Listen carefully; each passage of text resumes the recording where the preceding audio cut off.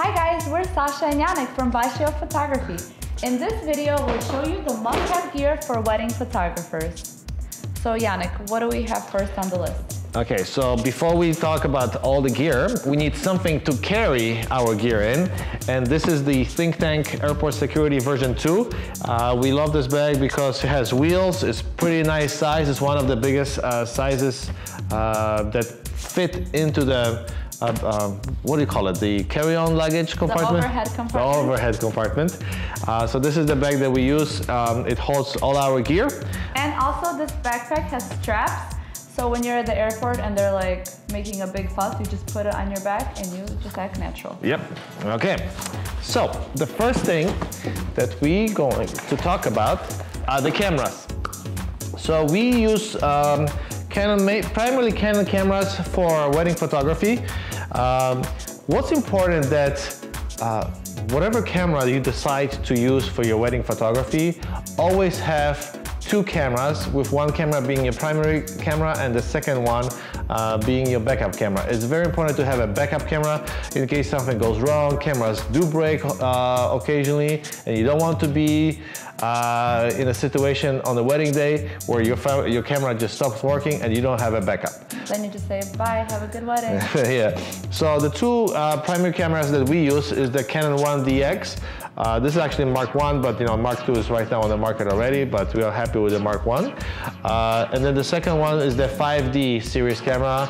This is the Mark 3, but we also have the Mark 4 and another Mark 4. So what's important about the cameras that you'll be using for your wedding photography is that they have two memory card slots, so that you can record the photos on one card and automatically record on the second one, so you have right away a backup of your photos. This is just to reduce risk of any memory card corruption, so that if one memory goes bad, you always have a copy of the photos on the second memory card. And what are the memory card brands that we primarily use? So we use two brands. One is the Lexar, the other one is the SanDisk. Those are two very good brands of memory cards. Make sure that when you get your memory cards that are pretty fast, so you don't have to get the fastest on the market right now, because those are really made for video and really fast shooting. But something like 1 or 2 grades from the fastest, it's where the most value is in the memory cards. We photograph on memory cards anywhere between 16 to 64 gig cards. If you're using two memory cards, so that you record on one card and you do a backup on the second one, a 64 gig card is a very good size, because you automatically have two versions of the photo, so you don't have to worry about small memory cards to just reduce the risk. And also it's important to keep in mind to format your memory cards before you go out and shoot.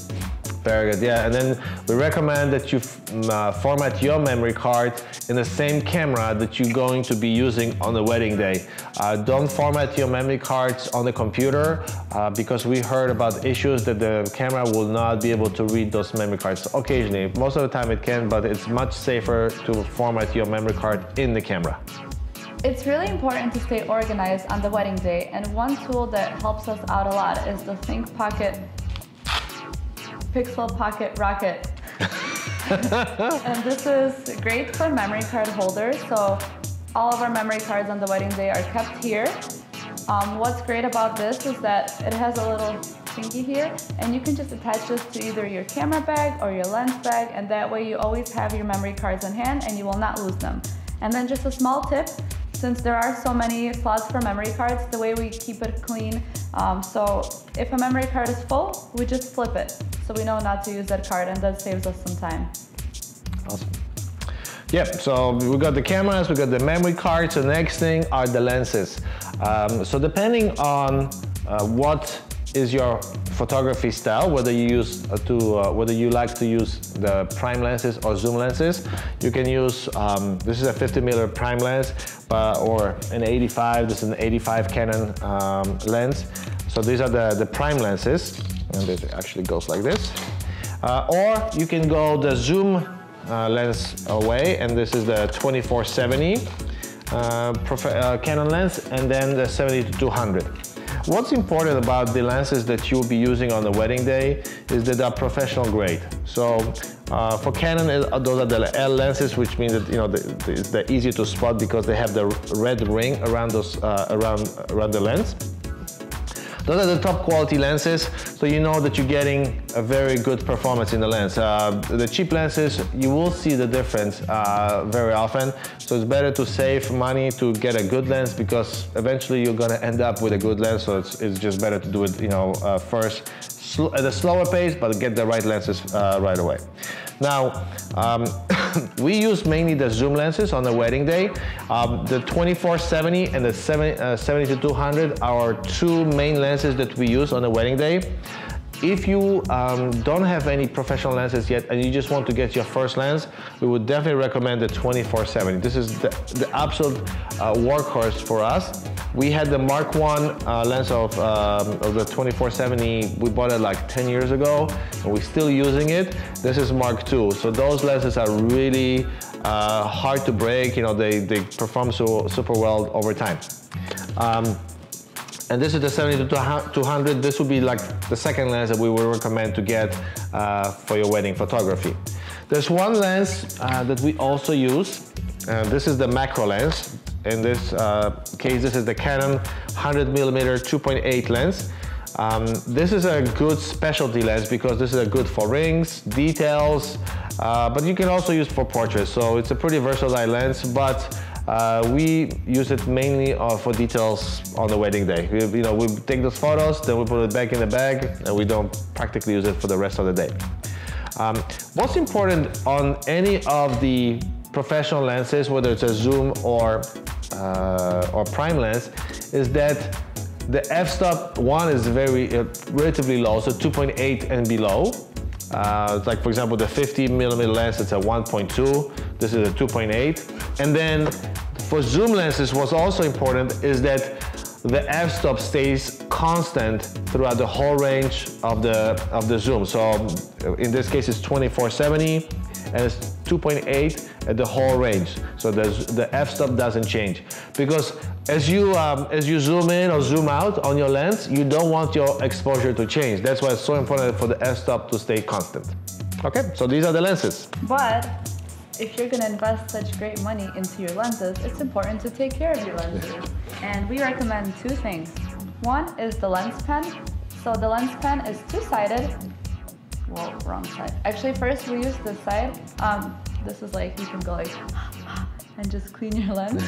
And after you do that, if you still see some dust left over, you just point your lens down and you sweep the dust off. Then, the lens cleaning cloth, this is great to have on hand when you've already been photographing throughout the day, and if like somebody accidentally touches your lens, you can just bust this out, quickly clean it, and be done.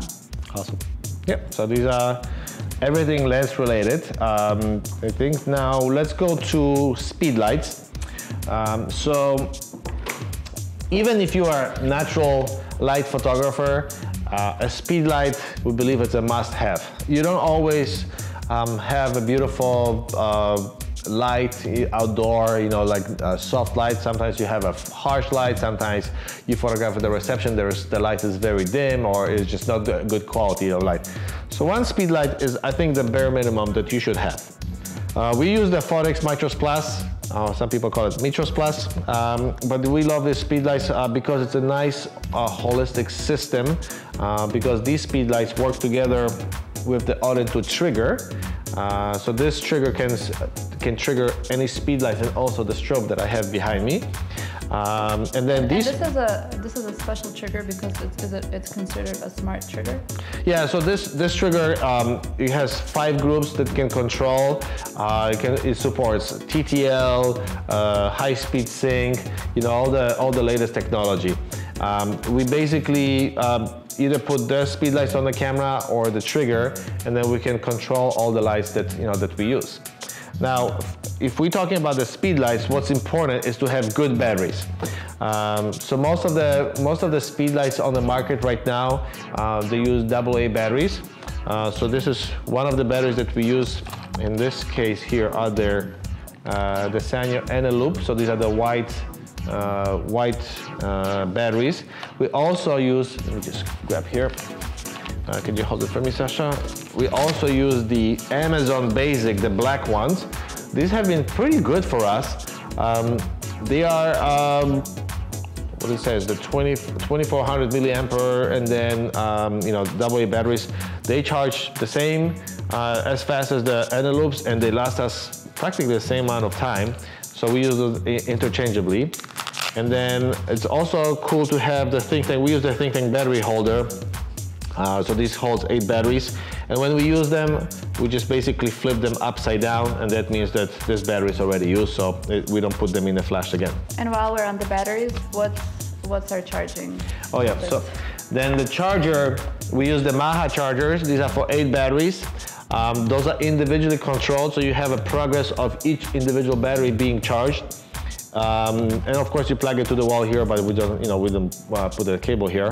But those batteries, the 8 batteries, they will charge here within less than an hour from completely being dead. So that's pretty fast, and they have recycle mode or soft mode, meaning that the recharging is slower. Very good, consistent charging. We have multiple of these so that we can charge as many batteries as we want. And while we're still on the battery and flash topic, let's talk about what we have on our flashes. Perfect. So the little thing that we have here on the Speedlight is the Magmod. Magmod system. This little thing is called the Magmod grip, and basically it goes on your Speedlight. It's made out of silicone, so it fits very nice and snugly to the Speedlights. So if you can just put it on, and this is basically a starting point to add modifiers on your Speedlights. There are 3 modifiers that we use for Magmod. Let me just help you. The initial is a little bit harder because it's so tight, but this is kind of the advantage because it never falls. So there's a mag grid on the Speedlight, and then we use 3 actually modifiers for Speedlight. The first one is the gel holder. So these are easy to replace gels within the holder. The most popular that we use on our wedding days are the CTO or the half CTO gels, and this is to control the white balance of our Speedlight.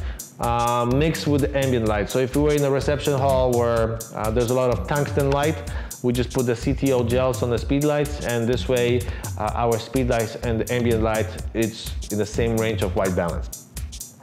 Depending on the tungsten, you know, sometimes the half CTO is also a good option. So we have few of these, and of course these are just for individual Speedlights. The next one is the grid. So the grid is for the Speedlight. It's also made, I believe, from silicone, but it's soft and it's very durable. And you can just, the Magmod system is pretty cool because you can stack those items on top of each other. So the same with grids, you can put as many grids as you want.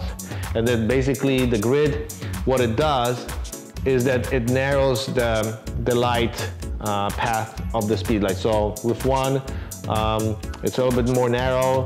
With 2 grids, it gets more narrower, etc., etc. So sometimes if we want to, from a distance, just to pinpoint the light to a couple or anything on the wall, we can just put 2 or 3 or 4 grids on the one Speedlight, and then we have a very focused light from our Speedlights. And what is our other favorite stackable item we put on here? What is it? The sphere, the Magmod sphere. Oh yes, that's the third one. Yeah, I forgot. So we actually put this on top of the gel. This is the Mag sphere. So this kind of disperses the light in all the direction. We sometimes use it directly, so we just point at our subjects, and then, you know, just gives it a little bit softer light. It's not a huge change, but it's definitely a little bit softer. Or during reception, if we point it up, the light disperses in all directions, and we use this on camera as our fill light. So our assistant will have the main light on the stick, on the main Speedlight on the monopod, and then this will serve as a fill light. It's a nice softer light, pretty safe. so you can have a pretty consistent lighting and exposure during reception, especially when you run around people and you photograph them dancing. This is a very good modifier because it gives you the safe lighting for a lot of the dance photos during the reception. And also, just because everything is on magnets, it's just so easy and efficient to use, and you don't waste a lot of time trying to put Tupperware on your flashes. It just looks, it's a nice overall look. Yeah, the magnets are very good on this, and actually it's practically, they don't fall here, so it's very good quality product. Okay, so we got the cameras, the flashes, and the lenses. So what do we put our flashes on? So the next thing are our light stands. So here they are. Yep. So we use the Manfrotto light stands. The cool thing about these Manfrotto stands is that they're stackable. So they're two separate light stands, but we can just put them together, and then they stay together, and we can stack as many as you want. These guys fold flat, so they pack very nicely in our bags. And then there's a little thing on top of here on the light stand. So Sasha, maybe you can talk about it. So on one of the light stands we have a bracket, and this bracket has 3 cold shoes for 3 flashes. So this is nice if you don't have a strobe, you can use multiple flashes during the wedding day. And then also we love to use this during the reception. If you're photographing with more than one photographer, you could still put your flash in the same parts of the room, and that way there's not a lot of clutter with your light stands. And then also there's a hole right here in the middle, and this is great if you're doing family photos and you want to use the umbrella. Okay.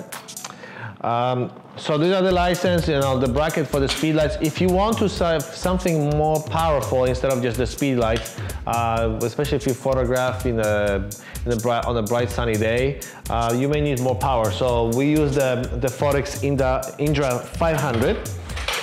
So this one has 500 watt seconds, it's a very powerful flash. And as I mentioned, this one, this strobe can be triggered by the Orin 2 trigger by Phottix, and this works in the same system as our speed lights. So we can put other speed lights as the rim light, or we can actually use one of the speed lights as the trigger for the Indra 500. So it's a very robust system from Phottix that we really like, because it gives us a lot of flexibility and the way that we can mix speed lights and strobes together. And then also did you want to mention about the battery? Okay, so here we have the Indra 500 and the strobe is on top. Battery is attached here to the light stand, and we're using the Phottix bracket for the battery to be attached to the light stands. It's very easy to attach. You just screw it in, and this battery now is attached to the light stand, and it's very portable. So it's all one unit, and the weight is in the bottom of the light stand, so that makes the whole light stand much more stable. Now for the modifiers, whether the speed lights or the Indra 500, we use 2 main modifiers beside the Magmod items that we mentioned before. So the first one is the Phottix Studio Umbrella. This is simply an umbrella with a built-in diffuser. So basically it has a diffuser in the front and a silver umbrella inside. This is a very versatile modifier for us. We use it all the time throughout the wedding. We use either put the speed lights inside or the Indra 500 depending on the situation.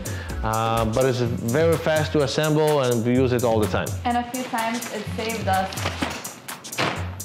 on a rainy day during a session. If all of a sudden the rain comes out of nowhere, we can just quickly hold this over the bride.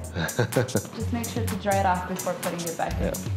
And then what's those other things? Okay. And the second one is just simple umbrella. So this is just the umbrella that opens up, and then it's a silver inside without diffuser in the front. This is the umbrella that we use when we take photos for larger groups. So we use 2 of these for after the ceremony group photos.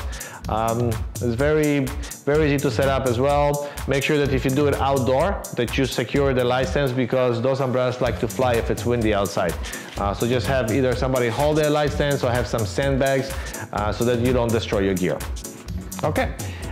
One more thing that I want to mention, if you work with your assistant that holds the light for you, the must-have gear is definitely the monopod. or any stick to put your light speeds or the intra on, so that your assistant can hold it. The license are okay, but sometimes with the legs it's much harder to hold it. And if your assistant also helps you during the reception, having legs on the reception day, on the dance floor, the reception is not the best way. So the monopod that extends, up to 5 feet or more is very useful. And also, another thing we love to use on the wedding day is a tripod. The tripod, yeah, so the tripod we have here, one of the tripods we use right now is to film this video. This is another tripod. A good tripod is very useful on the wedding day for either the detail shots, for the group, for the reception hall, when you take the overall photo of the room. So those are very useful. It is heavier, so if you have space in your bag, definitely consider it. If not, it's a nice to have. We do recommend to get a good quality tripod. And what makes a good quality tripod, Sasha? Good, strong, sturdy legs. We learned our lesson a while ago. Yeah. It's definitely important to invest your money into a good tripod. Okay, so going back to the lenses, we'd like to also share that it's important to have a good lens bag, and we use the Thinktank Retrospect LC3. And this is great because there's 3 different pouches, so you can put lenses, flashes. There's also a spot in the back to have extra batteries, and it's always important to have extra batteries with you. And then also, here's a little pocket where you can attach your memory card holder, because we always have the memory card holder on us when we're photographing. Yeah. And also, this lens bag works great with another item that we love, the spider belt. So there are many different tools on the market right now to hold your cameras. Either you can hold the cameras on your shoulders. We love the spider belt because all the weight goes on your hips. So I have the version for the one camera, and then Yannick wears the dual version for the 2 cameras. This is my dual camera spider belt. So basically it goes on both hips. And guys, this actually looks very sexy on the wedding day. You don't look like a nerdy photographer. It's really nice. It definitely helps us. I've had a lot of back pain problems when I had the shoulder straps, for my cameras. This definitely helped me a lot with my lower back pain. Another thing that we believe is really important to have on the wedding day are reflectors. So there's a few different versions. There's a good cheap version of a reflector, which we keep in the front of our Thinktank bag. And there are 2 sides. There's silver and white. And we love to use this during portraits or on location. It's just a really nice tool to have. If I can fold it back, yes. They have this cute little mini Phottix reflector. It's also white and silver, and we love to use this for detail shots, whether it's rings, shoes, or jewelry. It's really nice with this one. It's easy to control. Whoopa! Our last favorite one is the California Sunbound. If you have... This is, I think you can read it here better, but it's a German brand. But yeah, talk about, what you like about it, Sasha. This is definitely an investment, but we recommend to put money aside and to eventually get one of these if you don't have it. We have the medium-sized version, and this one is also silver and white. And what we love about this is that it comes in with such a nice sturdy frame, and it's collapsible. And if you're in an outdoor location shoot, and if it's windy, it's really easy to hold and control the way the light should be falling on your subject. Yeah, and it's pretty big, but it packs in a very narrow and long bag, so it's not that big, to transport. And there truly is a difference between a cheap reflector and a reflector like this. Yeah, we were surprised by it too, but there is definitely a difference there. Okay, moving on. Another super important thing to have with you on the wedding day are your business cards. Your business cards are everything. People always need a photographer, and people always come up to us during the wedding. Hey, do you have your business card? Of course we have our business card. Here it is. So, I don't know how many of you get hangry on a wedding day, but for some reason I am like extra hungry when I'm photographing. So we always have energy bars with us, so I always need this with me, and Yannick knows. Yannick has his favorite version too. Then, what else? Oh, the last thing. Okay, the last thing is totally important, and just a quick story. A few years ago, we were in a church and it was so quiet, and all you heard is like squeak, squeak, squeak, squeak. And I'm looking around and I'm like, oh my God, Yannick is making all that noise because he had cool photography shoes. No, he didn't. So we upgraded Yannick and myself to these awesome Cole Haan shoes. What we love about them is, well, they look really nice and fancy and it's good quality leather, but then the sole, it's with Nike. So Cole Haan did a collaboration with Nike. They're comfortable, they look good, and they don't squeak. They're very comfortable, and you know, these, I've had them for like 2 years now. And Yannick wants them in every color, Cole Haan. Yeah, they're fantastic shoes, and they're very comfortable for the whole day. Your shoes actually, I mean, your feet are are not that tired at the end of the day. Yes. So this was the must-have gear for wedding photographers. We hope you found this useful. If you have any questions or comments, please leave them below. Subscribe to our channel, and also let us know under the comments what is your favorite gear, if we missed something, or just what are your must-haves on your wedding, when you photograph a wedding. Okay, thank you so much, guys, and just as Sasha mentioned, subscribe to our channel and tell us what else it's a must-have for you. Thank you.